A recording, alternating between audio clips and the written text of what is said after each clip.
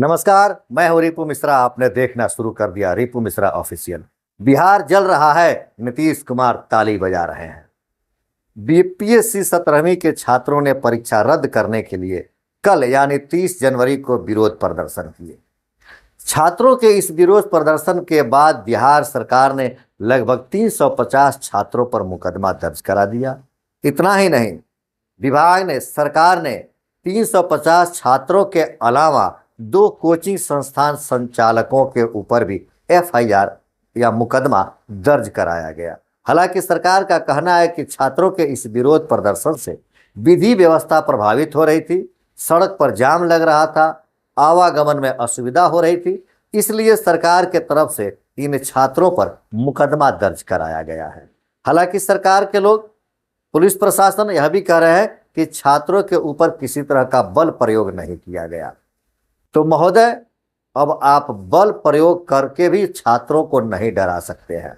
इसके पहले जब पटना में बीपीएससी के छात्रों ने विरोध प्रदर्शन किया तो आपने उनके ऊपर उस कड़ाके की सर्द में पानी का छिड़काव किया था, लाठी डंडे बरसाए थे, बावजूद उसके छात्रों ने विरोध प्रदर्शन करना नहीं छोड़ा।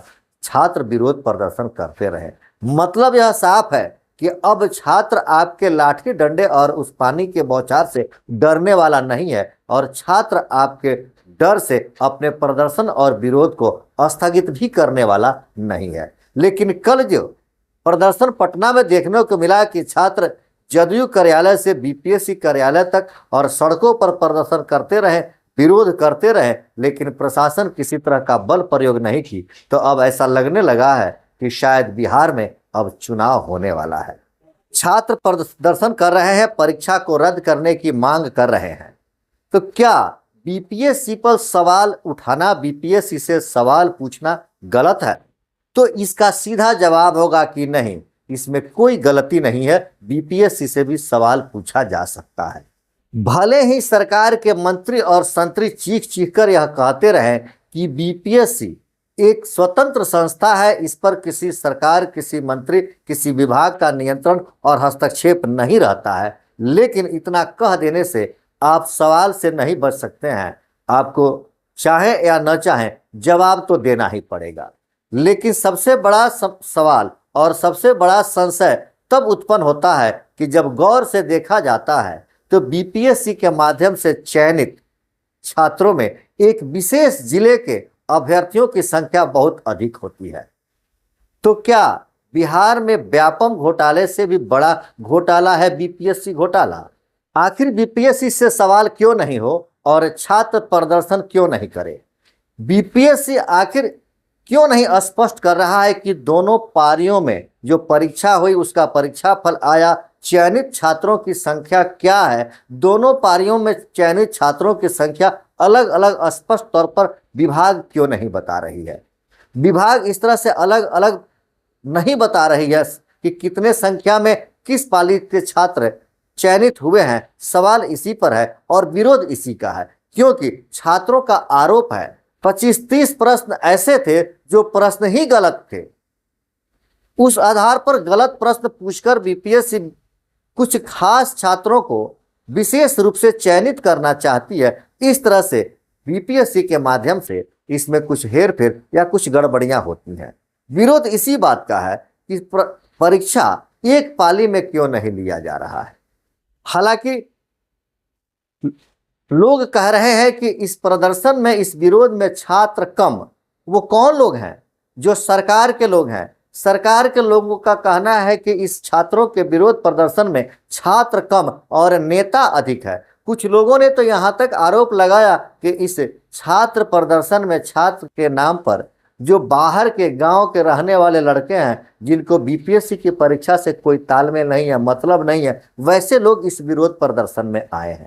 तो आप चाहे आज जो कुछ भी कह ले, लेकिन जिस तरह से बीपीएससी के द्वारा चयनित छात्रों में एक खास जिले से अधिक लोगों का होना और वो भी सबसे अधिक भ्रष्टाचारी उसी खास जिले के लोग होते हैं और बेधड़ल्ले से भ्रष्टाचार किए जाते हैं विभाग में, कोई डर भय नहीं, कोई चिंता फिक्र नहीं। जिस विभाग में है वहीं घोटाला, वहीं भ्रष्टाचार करते जाते हैं, कोई अंकुश नहीं है। तो जरूर बीपीएससी पर यह सवाल उठेगा और बीपीएससी को इसका जवाब देना ही पड़ेगा। शायद अब वह समय आ गया है कि चाहे सरकार या लोग इन छात्रों को अकेले एक छात्र का आंदोलन कहें, लेकिन समय आ गया है कि अब बिहार के छात्रों के लिए बिहार के लोग चुप नहीं रहेंगे। छात्रों की आवाज बनने की जरूरत है और सरकार के भ्रष्टाचार पर अंकुश लगाने की जरूरत है। सरकार इस चीज को ना भूले कि ये छात्र नीतीश कुमार और लालू प्रसाद यादव को अपना आदर्श मानते हैं, क्योंकि जब जयप्रकाश नारायण जेपी आंदोलन में, छात्र आंदोलन में जब जेपी जी आंदोलन का नेतृत्व कर रहे थे, तो उसी आंदोलन में आप लोग भी जयप्रकाश नारायण के सहयोगी रहे हैं। कहा तो यहाँ तक जाता है कि जब जयप्रकाश बाबू पर डंडे बरसाए जा रहे थे तो उन डंडे की चोट आपके पीठ पर भी लगी थी। आप भी उस समय सरकार के विरोध के कोपभाजन बने थे और सरकार के लोग आपके ऊपर भी डंडा बरसाए थे, लेकिन आपने उन डंडों को खाया और उसी आंदोलन के उपज आप हैं। उसी छात्र आंदोलन से बने हुए आज आप नेता हैं, बिहार के मुख्यमंत्री हैं। तो जो बच्चा आपको पढ़ा है, आपको समझा है और आपके उस समय के आंदोलन को देखा है, आप कैसे समझ जाते हैं कि वह छात्र आज आपके डंडे से डर जाएगा? पता है उसको कि जो डंडा खाता है वही निखरता है और वही नेतृत्व करता है, वही समस्या का समाधान करता है। तो ये डंडे खाएंगे, समस्या का समाधान करेंगे, यह बिहार से भ्रष्टाचार को मुक्त करेंगे, एक स्वच्छ बिहार का निर्माण करेंगे। श्रीमान, आप लाख कुछ भी कर ले, लेकिन कल जिस तरह से बच्चों ने दिखाया है, जिस तरह से सड़कों पर बच्चे उतर गए, जिस तरह से जदयू कार्यालय, भारतीय जनता पार्टी के कार्यालय, बीपीएससी कार्यालय और सभी जगहों पर इन्होंने प्रदर्शन किया और अपना विरोध जताया, एक समय आएगा कि आपको झुकना पड़ेगा और इनकी बातों को सुनना पड़ेगा और मानना पड़ेगा। मैं आपको फिर से एक बार याद दिला दूं, 1974 की बिहार का छात्र आंदोलन, जिसे संपूर्ण क्रांति का नाम दिया गया था, आप उस क्रांति को भली भांति देखे हैं, सुने हैं, समझे हैं और आप उसी क्रांति की उपज हैं। याद कीजिए उस क्रांति को जिसे केंद्रीय सरकार ने सिर्फ छात्रों का आंदोलन कह रहा था, वह संपूर्ण क्रांति का रूप धारण कर लिया और उन छात्र आंदोलन में देश का सभी वर्ग शामिल हो गया। जो रेलवे अभी तक हड़ताल नहीं हुआ, बंद नहीं हुआ, विरोध नहीं किया, उस आंदोलन में रेलवे भी छात्रों के लिए बंद हुआ था एक दिन के लिए और रेलवे कर्मचारी भी छात्रों के समर्थन में उतर गए थे। चाहे किसान वर्ग हो, व्यवसायी वर्ग हो, उद्योगपति वर्ग हो, अधिकारी वर्ग हो, सबने उस समय बिहार के छात्रों का साथ दिया था। आप उस क्रांति को याद कीजिए, कहीं ऐसा ना हो जाए कि फिर से बिहार में एक संपूर्ण क्रांति हो जाए और नीतीश कुमार का मटिया मेट कर दे। 1974 की बिहार की क्रांति ही दिल्ली की सरकार को भी उखाड़ फेंकी थी। मैं दिल्ली की सरकार पर नहीं जा रहा हूं, नीतीश बाबू आप पर जा रहा हूं, क्योंकि आपने उस क्रांति को देखा और समझा है। आप दोबारा से उस तरह की क्रांति के लिए बिहार के छात्रों को मजबूर ना करें। आज तो बिहार के छात्र पटना की सड़कों पर आपको नाको चने चबवा रहे हैं। श्रीमान, आपने देखा है उन आंदोलनों को, आपने यह देखा है कि किस तरह से छात्रों के समर्थन में तेजस्वी यादव आपके विरोध में आए थे।